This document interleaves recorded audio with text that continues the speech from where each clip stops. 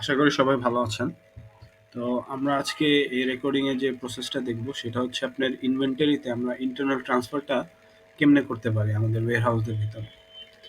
তো আমি যদি আসি এখানে আপনারা দেখতে পাচ্ছেন যে আমাদের ইনভেন্টরির মধ্যে এখানে একটা ড্যাশবোর্ড আছে। ড্যাশবোর্ড ভিউতে আপনি দেখতে পাচ্ছেন যে এখানে ইন্টারনাল ট্রান্সফার বলে একটা কথা আছে। আমরা ফার্স্টে এই ইন্টারনাল ট্রান্সফারে ক্লিক করব। ক্লিক করলেই আপনি ইন্টারনাল ট্রান্সফারের যে ভিউটা সেখানে এসে পড়বে। যে আপনি ইন্টারনাল যতগুলো কোম্পানি আছে বা ইন্টারনাল ওয়্যারহাউসের মধ্যে যে ট্রান্সফারটা সেটা আপনি এখান থেকে দেখতে পারবেন। আমরা এখানে যে বাটনটা দেখছেন নিউ, আমরা হচ্ছে নিউতে ক্লিক করব।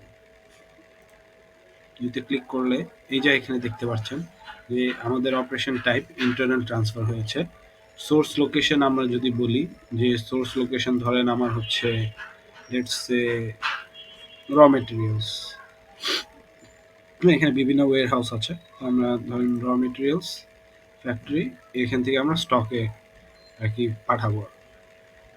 লেটস সে আমাদের প্রোডাক্টসগুলি আমরা সিলেক্ট করতে পারি এখান থেকে। বাকেট 10টা।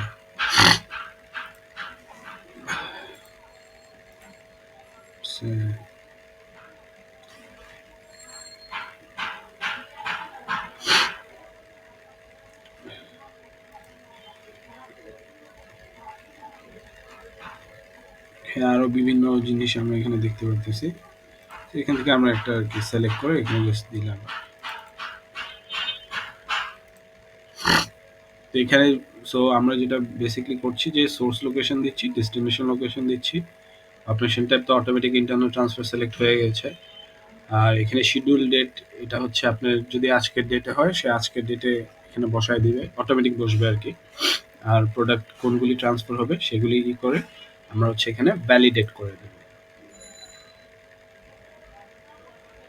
ভ্যালিডেট করে দিলে এই যে দেখতে পারতেছেন যে ভ্যালিডেট হয়ে গেছে, এটা হচ্ছে আপনার ট্রান্সফার হয়ে গেছে, হয়ে যাবে। সো এই হচ্ছে পুরা ইনভেন্টরি ইন্টারনাল ট্রান্সফারের বিষয়টা।